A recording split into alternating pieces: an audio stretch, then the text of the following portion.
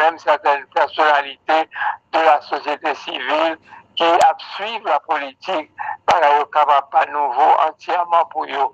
Mais nous tenons à une certaine continuité parce qu'il faut que ça aille assez vite.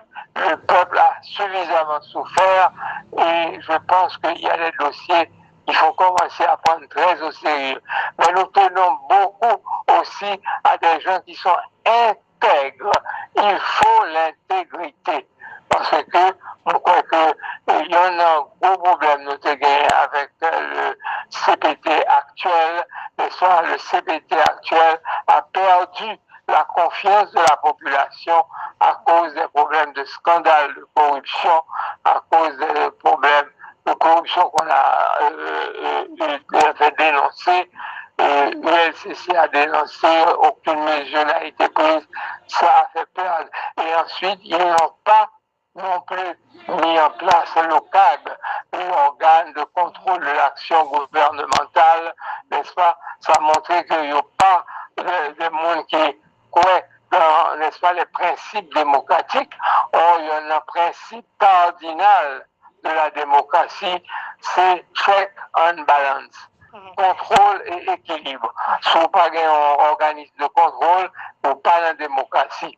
N'est-ce pas? Nous-mêmes, personnellement, au niveau de l'ISC, nous avons eu plusieurs rencontres. C'était particulièrement avec le Premier ministre Kony pour promouvoir, n'est-ce pas, l'OCAG. Nous avions même fait une proposition pour les termes de référence de l'OCAG, pour le fonctionnement de l'OCAG. Mais nous avons écrit aussi au président Voltaire, à l'époque, qui était le coordonnateur, n'est-ce pas? Malheureusement, ça n'a pas eu de suite. C'est vraiment dommage. Est-ce que c'est l'Assemblée qui pour le mettre au CAG là sous pied? Nous ne l'avons pas dit de façon claire dans la proposition, mais ce serait souhaitable que l'OCAG soit mis sur pied avant même, n'est-ce pas, le début de la prise de fonction du président et du premier ministre, de telle sorte que ça ne dépende pas d'eux, mais que l'OCAG soit en quelque sorte mis en place au départ. Et peut-être même que certains membres de cette assemblée pourraient aider à faire partie, n'est-ce pas, de cet organisme de contrôle. Équipe qui peut remplacer CPTA, la mission et rétablir la sécurité ou bien améliorer la situation et sécurité là, ou bien organiser l'élection, ou bien n'a toujours été dans la conférence nationale révision de la Constitution aussi? Bon, malheureusement, enfin, ça aurait été souhaitable. Ça aurait été souhaitable que nous fassions conférence nationale, révision de la Constitution, etc., etc. Mais si on rentre dans le processus, ça, on l'a pour 2 ans. Et ce que nous avons remarqué, c'est que il y a eu beaucoup d'efforts qui ont été faits pour la révision constitutionnelle, mais au un blocage de la part de certains secteurs politiques, on va retrouver dans le même blocage et puis on perd du temps précieux. C'est pour ça que, bien que l'affaire de changement constitutionnel est essentiel pour l'avenir du pays, mais je crois que le plus urgent aujourd'hui, c'est d'avoir un gouvernement légitime choisi par le peuple haïtien et les changements constitutionnels qu'on va faire par la suite. D'ailleurs, je crois que quand pile observateurs qui comprennent et qui disent que le plus important, ce n'est même pas le changement de la Constitution, le plus important, c'est d'avoir des dirigeants responsables, des dirigeants compétents, des dirigeants patriotes qui peuvent comporter comme de vrais démocrates, parce que Constitution 87 là, si nous avons des gens qui veulent appliquer sérieusement, ils sont capables de meilleurs résultats que ça le bail aujourd'hui. Est-ce que qui parle du mandat et président, m'a dit du mandat tout pour premier ministre et gouvernement? Oui, oui, pas plus d'un an, c'est-à-dire le 7 février 2027, un nouveau président légitime élu sera installé. C'est ce qui est souhaitable pour le pays parce que ça fait trop longtemps, ça fait 15 ans qu'on n'a pas eu d'élection, et de 10 ans qu'on n'a pas eu d'élection, ça a trop longtemps duré. Ça t'a fait dire que fort élection t'a fait dans l'année 2026.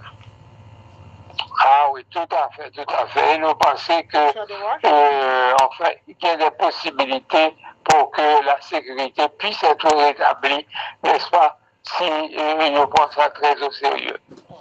Ok, en parlant de prendre ça très au sérieux, il y a un conseil électoral provisoire qui est en place, publié un calendrier électoral, il y a une date là pour le premier tour.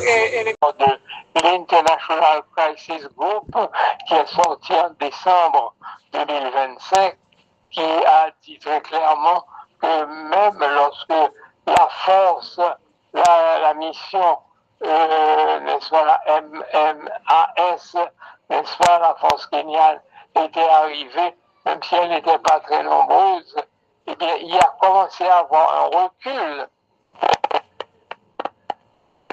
Les bandits se sont rendus compte que la force n'était pas vraiment une force agressive, qu'ils sont eux-mêmes devenus plus agressifs. Nous pensons que s'il y a un déploiement sérieux de la force de répression des gangs, on peut avoir un recul des forces criminelles, et s'il y a de l'agression contre eux, et s'il y a un processus sérieux de désarmement, eh bien, on peut rétablir la sécurité assez rapidement, selon moi. Quel que soit le processus qui est en cours, c'est le résultat. Si, n'est-ce pas, les zones commencent à être un petit peu plus pacifiées, apaisées, même moins capable de côté moi pendant jusqu'à l'été, nous avions chaque soir régulièrement des salves de tir, mais depuis quelque temps, c'est occasionnellement que nous entendons. Bon, ça, c'est ça, on a vécu à côté de ma beauté, même qu'on est l'autre monde.